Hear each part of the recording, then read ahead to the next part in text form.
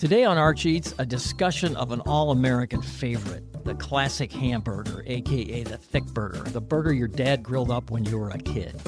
Dad didn't even know what a smash burger was. That's for another episode. But joining me for this episode is my burger-loving buddy, and she is... I thought you were going to say your smashing buddy, Cheryl Bear. That's for the next episode. Yes. This episode of Arch Eats is sponsored by the Magic House.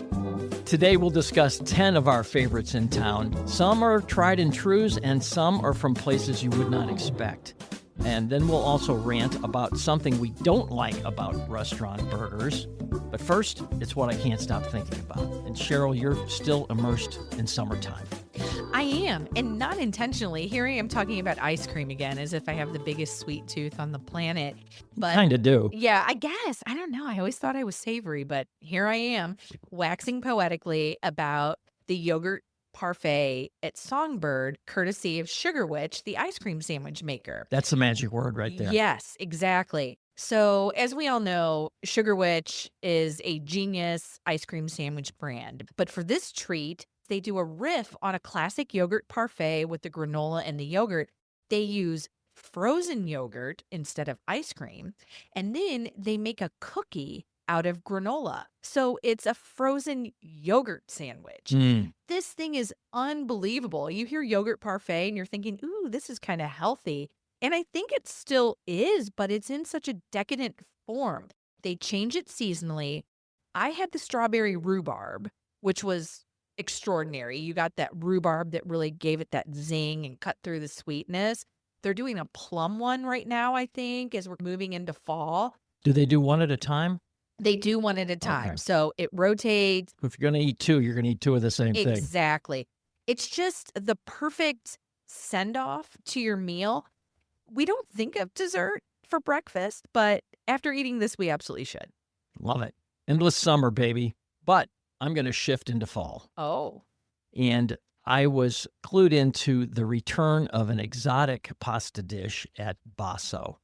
This is house-made pappardelle with a lamb ragu, seasoned with 3 warm spices, clove and nutmeg and cinnamon. And here we go. Topped with shaved dark chocolate and orange zest. What? Yes. Okay, You've never had this. me. And then I lost you, And probably. then you lost me. Well, this is a seasonal repeat that was created by the original chef there, Patrick Connolly, and it's brought back every year at this time. Now it's at both locations of Basso. And I mentioned Patrick Connolly because he was, if you remember, the James Beard Rising Star in 2007. He was an award winner for Best Chef Northeast in 2008. And then he comes back home to open Basso in 2012. So this was one of his signature items that hasn't gone anywhere since. It's obviously very savory, very hearty, very fall wintry.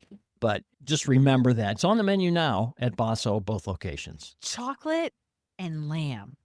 I'm very And orange zest. intrigued by that, but I guess... And clove and nutmeg and cinnamon. Yes. As you're saying this, I guess mole is chocolate. So I'm kind of going in that vein. Would you say that the chocolate's a prominent flavor? No, it's not. But again, this is like, okay, it takes a James Beard chef to come up with these kind of crazy combinations. And he did it way back when, and hats off to Patrick Connolly. He's not in St. Louis anymore, but boy, that was... And he actually did that fried meatball dish with the agrodolce as well. That's one of his that has stayed on the menu since. Hey, speaking of what I can't stop thinking about, we're still talking about this supper club thing that we do. We did one a month ago at Bowwood by Niche, tremendously successful. We've booked another one. It sold out immediately as well. And really what I want to tell people are like, hey, this is great, but how do I get tickets? It sells out so fast. Well, the way to get tickets is to sign up for our Dining Out newsletter, and you'll be one of the first to know when the next tickets go on sale. This is something we do quarterly, and I think the more we do, the faster these tickets are going to sell out. So you got to be on it when the bell rings. George, this has been so fun. I was blown away with our first one. We've already done the tasting for our second, which we cannot say where that is. But I think this is one of the best things we've done together in a while, besides obviously this wonderful podcast. And we're doing something together here next week. We're doing our first ice cream social. Yes. Right across the street in Maplewood. I guess we're the unofficial hosts of this, but the magazine is sponsoring an ice cream social at Sutton Loop Park on September 23rd. And Singer's Ice Cream is the host ice cream maker. You know about these guys. I do too. Not too many other people do because they No. started down in House Springs. Yes, and now they are in my neck of the woods in Wildwood Town Center, Taylor Road in Manchester. It's the sweetest family-run small batch ice cream maker, and their It's super stuff is small batch. They delicious. make their ice cream in 6-quart batches. Yes. That's crazy. It's such a darling place, and they are doing a custom flavor for us, It's gonna be. George. It's so much fun. Like I said, people haven't heard of Singers, but they will. It's called Singers because there's musicians in the family. They have an on-site karaoke machine, so it's just this very charming, lovely shtick that they've got going. And the tagline is, "I sing, you sing, we all sing for ice cream." Oh my gosh, it's too cute. It is. It's too cute. Hopefully they won't make us do karaoke at the ice cream social. So let's get to the main course, though. We had dessert first, we had ice cream first, but we're going to talk about burgers. And we talked about this. How do we corral burgers? We're going to take thick burgers in one episode, and we're going to take thin burgers, smash burgers in another one. Today it's thick burgers. We'll be right back. Travel back in time at the Magic House. Opening September 20th, discover Xavier Riddle and the Secret Museum, the exhibit, based on the hit PBS Kids series. Step into the Secret Museum, meet world-famous heroes, uncover a dinosaur with Mary Anning, and explore a garden with George Washington Carver. In the Hall of Heroes, kids learn the traits that make someone a hero and how they can be one today. Also opening September 20th, Hero Quest, a scavenger hunt where kids discover diverse historical heroes and the hero within themselves. Don't miss this hands-on family adventure.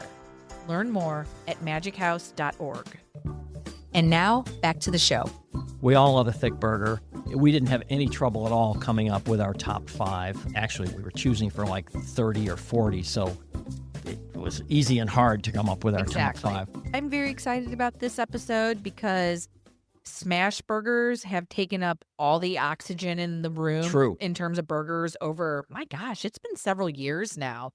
But you and I have talked about this. There is nothing better than a properly cooked to temperature thick burger. So I'm coming out of the gate with the place that I think does the best job at hitting a temperature every single time. And that is 5-Star Burgers. Longtime friends of yours, 5-Star in Clayton. What a wonderful thick burger. And this is massive. I can sure put down some burgers. I have a hard time getting through this mammoth patty. And I was talking to Steve Gontram today, and he says the secret to it is not only is it the blend, it's mostly chuck. There's a little bit of short rib and a little bit of brisket. But he says he's tasted a lot of ground beef, and the Black Angus from Creekstone Farms is bar none the best. And he says it's because it's better marbled. And what you get is this perfectly rendered fat. So it's almost like this buttery texture to this burger. Absolute perfection. I get it medium rare there every time. Never have they done me wrong. And that's really important. Yes. That's where you're guaranteed an on-temp burger. It's really hard to do. And while we're on that subject, this is maybe the most important thing I'm going to say today. Medium rare burger, there is a temperature and there's a look. Yeah. And medium rare to you might not be medium rare to me, might not be medium rare to that establishment. So when you order medium rare, you need to know how that establishment interprets it, because if you Google medium rare, you get a lot of different variations. True. The temperature is always the same, but the color of the meat and the texture of the meat is different. So I just think that's a really important thing. We used to do this back in the day at my restaurant, and the burger or the steak would come back and it was a perfect medium rare. And the guy would say, it's either too well done or it's too rare. Yes. And it's like, no, this was right on the money. So it's very frustrating for the restaurateur because you're either refiring a new item or bringing it up to temperature. So again, everybody should know. And really the only way to do that is to kind of like check it out with either the server, say, well, what's medium rare here? What's medium here? You're going to get different answers at different places. I totally agree. I do that with my steaks as well. I always ask, what is medium rare here? And I think a lot of people give me a look sometimes because they're like, well, medium rare Don't is you know? this particular temperature, but there's a variation. And I find that there's especially a variation in burgers. And I think it's because hitting a temp on a burger is one of the hardest things to execute. It definitely is. And that's why some of the places we mentioned are all pretty good at that. Yes. If I'm going to go back to Basso, they've got a really good burger there. It's all chuck. They top it with fontina cheese, homemade giardiniera, fried onions, and they use a semolina bun, which is coarser flour, so it's a little bit denser and it gives it a little more body so it doesn't fall apart. That's very important. That's key. That's key. What's more key is their burger is basted in marrow butter. Oh. And the bun is toasted in marrow butter. Oh, yes, it is. And it comes with truffled fries. I'm not done yet. Oh, my God, George. And a ramekin of ketchup and aioli. Ah. And the price is $18, which is a fair price for all that quality. And you get the exact same burger at Basso, both locations at happy hour for $9. Oh, my And goodness. that, my friend, is the best hamburger deal in St. Louis. Wow. That is incredible. And I know their happy hour is always packed. So That's one reason why. Yeah, don't sleep on that. And I talked to Blaze, the operations manager. He goes, I don't even know why I do this, but it does bring people in the door. Yeah. It's almost like an amenity to people. It's like, don't remind me, but I'm losing money on this, but I'm making money on other things. Yes. So it's all good. Well, you and I have talked about the places that you cannot leave off a thick burger list. And even though we wanted to highlight some unexpected places, we cannot discuss burgers without talking about O'Connell's and Blueberry Hill. And I am cheating and putting them together because really they give me a similar feel. They both have that char-grilled, thick, almost backyard barbecue feel to them. They're just consistent. They're exactly what you want when you close your eyes and you think, I just want a grilled burger. Absolutely perfect. At O'Connell's, I'll put cheddar cheese on it. I will get a side of onion rings. At Blueberry Hill, I do crumbled blue cheese. And I get their buffalo fries, which are one of my favorite treats in town. They're almost like little waffle fries, and they're seasoned so yummy. And then you have to dip them in the house-made blue cheese. It's extraordinary. And both of those have been on the top of best of burger lists, and for good reason. And I didn't think to cheat, but I'm glad you did. You got 2 mentions in with 1 mention. Exactly. We're trying to get everyone in here. Let's take a trip for the next burger out to Ladue, to Truffles. And I remember the first time I got this burger, it comes out with this giant steak knife stuck through the top. They don't do it that way anymore, but it sure got my attention, and justifiably so. It was a great burger. They grind their beef in-house from the butcher shop next door, so that makes sense. And it's a specific chuck cut that they get from a specific farm, Ruth Family Farms in northeastern Missouri. They get a thick-cut bacon from Daly's, and if you've ever seen Daly's, I think they call it the original hickory smoked thick-cut bacon, and I love Daly's. Their tagline is belly up to the best. That's so clever. This burger is made with white cheddar, and it's got caramelized onions, and they put this truffled Creole spice. That's their secret on the burger. They put the same rub on their steaks, and they think it all the way through. The bun is a challah bun from Tribeca Ovens, so that's thin crust, slightly moist, sweet interior. Sure. It's got the texture to hold that burger together. Herbed Parmesan fries are standard. It's just delicious. They're not open for lunch anymore, but they were debating on taking this off the dinner menu. Oh, And no, you just can't do it. They sell a lot of these burgers. Yeah. They're open for dinner 5 days a week. You can get that burger every night. Well, another place that is known for maybe their steaks, their entrees, but has a wonderful burger is Tucker's Place. Now, we've heard me waxing poetically all the time about Tucker's Place. I just think it's such a great value. When we think of steakhouses, oftentimes we think of these places where you have a $70 steak and everything's a la carte. So I think that if you're looking at pure value and quality, I love Tucker's for that. Their burger is just as wonderful as their steaks. And this is what I'll get if I go there for lunch. There's something about that grill. I don't know if this is a myth. George, you have been in the restaurant business, so you tell me. People say, well, there's a well-seasoned grill, and the reason those steaks come off there so flavorful is because the grill's well-seasoned. I don't know if there's any truth to that, or if it's just something in the back of your mind. To a degree. Don't clean your grill too well, kind of thing. Yes, it's true. Exactly. But their burger picks up that flavor too, and they base their burger in that wonderful nectar that is the Tucker steak sauce. And I don't know what it is about it. It's a little soy, a little garlic. There's an essence of something sweet It's got there. some solids in it. It's a great Oh, marinade. It's a man. great base, and they put it on their steaks and their Yes. chops and their burgers. This is another place that I really love to get blue cheese crumbles for my cheese of choice. I think there's something about the way the char of the burger, that sweetness of the sauce, and then that earthiness of the blue cheese just all works together magically. Mm, And they also are really great at hitting temps there. very important. Yes. You're talking of a great value place. That reminds me of Twisted Tree. Mm-hmm. What do you get down there? Well, this is a true steak burger. This is a steakhouse, so it's all the trim from their wet aged Oh, tenderloins, strips, ribeyes. And so it's a USDA prime steak burger. It's got a high fat content. That's very important. It's very beefy tasting, but it's not as intense as like a dry aged beef sure. would be. This is an 8-ounce burger that comes with a side dish for $12. Wow. That's a really good deal, relatively speaking, and considering the quality.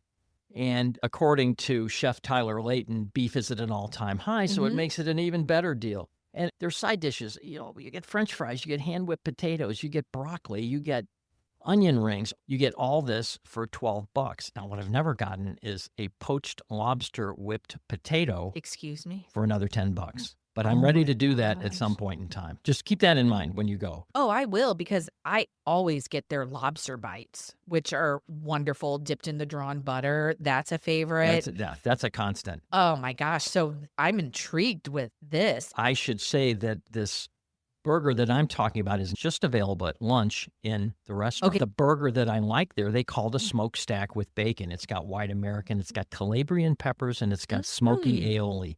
Again, their base burger's $12. This is $15 with a side. Still a great, great deal. Wow. I bet those peppers really cut through that fattiness. Oh, that sounds great. I just ordered it one time because I just wanted a burger, and I didn't Sure. know I was in for such a treat. Wow. A place that has such a cult following here in town for their thick burgers, and rightfully so, is Stacked, which is deep South City in the Carondelet neighborhood, but they're getting ready to open a second location in the Old Pie in the Central West End. So I know people in that neighborhood are really excited that they're going to get a taste of Stacked. This is such a fun place for a lot of reasons. First of all, Laura Windish, who's one of the co-owners and she's the chef, she went to culinary school. So she brings this chef sensibility of playing with all sorts of flavor combinations to these composed burgers that they do. Mm-hmm. So you'll find a lot of creative interpretations of burger there. However, what I think is so fun is they do this build your own burger concept from top to bottom. You choose your patty, whether you want chuck or whether you want grass-fed beef. They have a chicken breast. They have a black bean burger. They have all different kinds of choices there. They've got a beef and pork blend, as I recall. Yes, which is so wonderful. Mm-hmm. Lots of fat in there. Oh my gosh. I mean, what more do you want? Then you choose your bun. Do you want Texas toast? Do you want brioche? Do you want sourdough? You choose your sauces, you choose your cheeses, any of your toppings, and you check it off on this little checklist with a pencil. And it's this fun exercise where you really get to create your own. The sky's the limit. I love that. There's something about just circling everything you want that adds this whimsy to it. We were talking about the fat content, and that reminds me, what is the ideal blend? Well, most people use an 80-20 blend, but a lot of say use 80-20 down to 75-25. After that, it gets too fatty. Yeah. But I attended a burger tasting competition, and this was a long time ago, and it was like the best burger I'd ever had. Ooh. And I was interviewing the guy. I said, "What is your secret?" And he said, "Add more fat." And that's it. You can overdo it, but 80-20 is the standard, but 75-25 is a pretty good burger, pretty juicy burger. Oh, that sounds wonderful. And speaking of blends, I truly believe that the trifecta is chuck, short rib, brisket. Every time I've had that blend, I've thought this is the best burger I've ever had. Each one contributes a different beefy element, for sure. Oh, yes. So that's Stacked in Carondelet, soon to be in Central West End. This is a really interesting place, somewhat unexpected, I guess. Out at Ruth's Chris in Chesterfield, they have something called the R-Bar Burger. And they originally started this as a way to get people into their lounge because people weren't going into their lounge. Mhm. And then people ended up going into the lounge just for this burger, just because it was so darn good. Yes. So again, it's a steakhouse, so they're grinding all their own meat, and it's got Havarti, and it's got a smoked onion aioli. It's just a really well-made burger. But cool thing that they've done recently, there's something called a burger and blend. They sell this R-Bar burger with hand-cut fries and a glass of Prisoner Wine Company's Unshackled Oh, how for fun. $35. And, Wow. we were talking earlier about Yes. having a nice glass of red wine with your burger. These guys have thought that through, and it's called the Burger and Blend. And this is, I think, lunch, brunch, bar, and happy hour. Again, not in their dining room. So don't go walk in there and order the burger. You can get it anywhere else except the dining room. And let me tell you, this lounge is gorgeous. That is a beautiful restaurant. Their downstairs bar is wonderful. That second floor lounge, It's spectacular. the windows open. They have those cantilever windows that just open up to this It's fresh like air. you're in a different city. my gosh. It's really beautiful down Love it. Well, I might have to get that someday. I'm always stuck on their stuffed chicken, but I'm going to keep that burger in mind Do it. next time. Another place out west, this is in Town and Country, and my daughter today reminded me that this is one of my favorite burgers in town. It's at the Country Club in Lamp and Lantern Village. This is just a quintessential neighborhood pub. Yeah, It's- we promised a few unexpecteds. That's Yes. one for sure. It really is. It almost hides in this strip mall. And you walk in, and it's such a warm atmosphere. They've got a huge stone fireplace, a wooden bar, just a comfortable feel. They have a burger there called the Juicy Lucy, Mm. which is a popular thing in Minnesota. I believe that's where it originated. It's a stuffed burger. Basically, they take two thick patties. It's not a smash burger. They take two thick patties and they form them together with American cheese stuffed in the center. It almost forms this ball of American cheese that melts as the burgers cook. And then when you cut into it, this like cheese sauce oozes out. It's so wonderful. They take a temp on this burger too. I don't know how they do it, considering it's a stuffed burger, but they're really great at hitting a temp too. And then they serve it with sliced white onions that are just cooked a little bit so they're softened. It's wonderful. Hands down, it's one of the best burgers in town. And it's interesting. If you ever make this burger at home, I've got a pro tip for you. And this is true for really any super thick burger. You make a shallow indentation in the center of the burger with your thumb, Okay. which keeps the burger from bulging in the middle. It's like a little bit of Ouch. magic. And they do that. Juicy Lucy is already bulging, so they try to Yes. limit that. Yeah, you don't see that burger at very many places in No. town. And man, is it good. We're talking about unexpected places. Here's one. I'll see your country club and raise you a Marcella's Mia Sorella. That's a Yes. mouthful. They have hamburgers at this Italian joint in West County. Yes, this is a world-class burger that you can get. They've got a standard burger. They've got a peppercorn burger that's really good, but I prefer this burger called the Mia Sorella burger. It's got Lambrusco onion jam, pancetta, on a Vitale bakery bun. Does it sound Italian enough for you? Just a little already? bit. And shoestring fries with some truffle seasoning and Parmesan salt, pepper, and homemade balsamic ketchup. I mean, Wow. this burger is just so good. It's unbelievable at the most unexpected place. Stevie Cormorek took it off the menu just to change it up a little bit, but people kept asking for it. That's funny. So it's not on the menu, but it's still available as kind of like a secret menu item, just like the lobster risotto Oh my is at their sister restaurant, Trattoria Marcella. You won't see it. You got to ask for it. And it's- if you know, you know. yeah, and it's worth it. Oh, that sounds so wonderful. Well, George, I'm at my number one. Are you at your number one? Yes. All right. Well, I guess we need a drum roll. I think this is going to come as no surprise to anyone who's had this burger or who has listened to this show and knows how much I love it. The burger at Wright's Tavern. Mm. George, I love this burger so much. I know Wright's is a fine dining restaurant.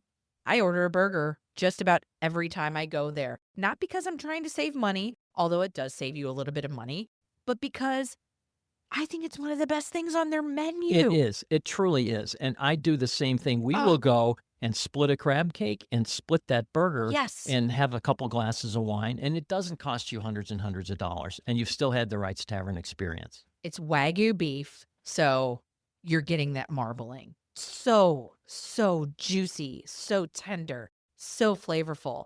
And then they put Prairie Breeze cheddar on it, which I think that's the gold standard of cheddar cheese. It's so rich. It's so tangy. It cuts through that fat, as do the white onions. Here we are talking about onions on a burger again. I love that sharpness that you get with a white onion. It's sharp and sweet. And then you get those pommes frites with it that, I mean, isn't this a multi-day process? It takes them to make these fries. Yes. I mean, my goodness. They are putting so much care into this burger. The bun is delicious. Just everything about it is wonderful. You're sitting in this beautiful room. You feel like you're in New York City. You're having a great glass of wine, and you're living your best life. That reminds me of my favorite place. It's the same type of complete experience. Yep. It's not just a burger on a plate. They really have the whole package. And I'm talking about Annie Gunn's out in Chesterfield. They grind their meat from trim every single day. And Chef Lou says that is the secret, freshness and what material is used in the grind. And some of these cuts people aren't even familiar with, but they're all great. Chuck, tri-tip, chuck flap, brisket, strips, and ribeyes. All those go into that burger mix. And a lot of it's prime meat, so you're really getting something special there. Salt, pepper, garlic. They open grill it. They don't char it. But their secret is a homemade slab bacon. It's that super thick cut bacon. People that like crisp bacon shouldn't get this. They've got that too. They've got the strip bacon as well. But this is that thick cut slab bacon. That's one of their secrets. They put a little green mustard aioli on there and serve it with French fries. We'll split that at the bar and have a nice glass of red wine. And they will create a dining experience where you're not just hanging out eating a burger. It's a special time and you're eating a hamburger. The other thing that they have there this is just crazy. They call it the Legend, and it's 8 ounces of hickory smoked bacon and prime dry aged beef together. So it's a bacon beef blend that they put some Gorgonzola Verde Dolce on. And here's another secret weapon, green tomatoes that are pickled bread and butter style. Perfect. And hand-cut fries. I mean, it doesn't get any better than the burger at Annie Gunn's. We'll get right into the micro rant now. One thing we don't like, and this happens a lot, I'm just calling it bogus burger garnishes. You know, we all see these burger lettuce, tomato, pickle, onion. It's a beautiful garnish. It's a standard garnish. But how many times have we encountered wilted lettuce, tomato slices with the cores left in them? That drives me crazy. And like 2 pickle slices, which isn't enough to cover the burger. Or worse, one of those collapsed pickle wedges. What do you think? Does that drive you crazy, or am I just being weird? No, the wilted lettuce is maybe my number one, because the whole point of lettuce is to add crispness. Right. And you get this sad, I mean, it looks like it's been sitting in the window under the heat lamp as they're cooking the burger. And it's like, what are you doing? You don't put your burger toppings under the heat lamp. Have we not learned anything from the McDLT? Hot stays hot, cold stays cold. This is fundamental. Yeah, you know, you put that on there to be used. You don't want food to come back to the kitchen. Make it fresh, make it appetizing, and chances are it won't. I also get annoyed when people give you a pickle spear. Like, what am I supposed to do with a pickle spear? You know, I know you eat it as a side dish, but if I'm eating a burger... I don't mind a pickle spear. Really? As long as it's a fresh cut pickle spear. Those ones that are kind of hollowed out that have looked like they've been in the table all day long. Oh, yeah. Just stop. Just don't serve us those, please. See, I'm team ridged pickle all day long. Finally, we disagree. Yeah, right. Before we get to fisticuffs, we will wrap up this edition of Arch Eats. Hey, thanks for listening. We'll see you next time. Be sure to follow us and share with your friends. And we always provide links in the show notes for everything you heard about today.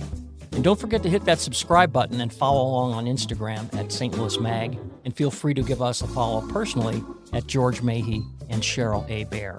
If you loved what you heard, show us some love by rating and reviewing us on Apple Podcasts. And if you're hungry for even more content, you can subscribe to our dining newsletters for the freshest coverage on the local restaurant and culinary scene. That's it for this week. Best dishes, and see you next time.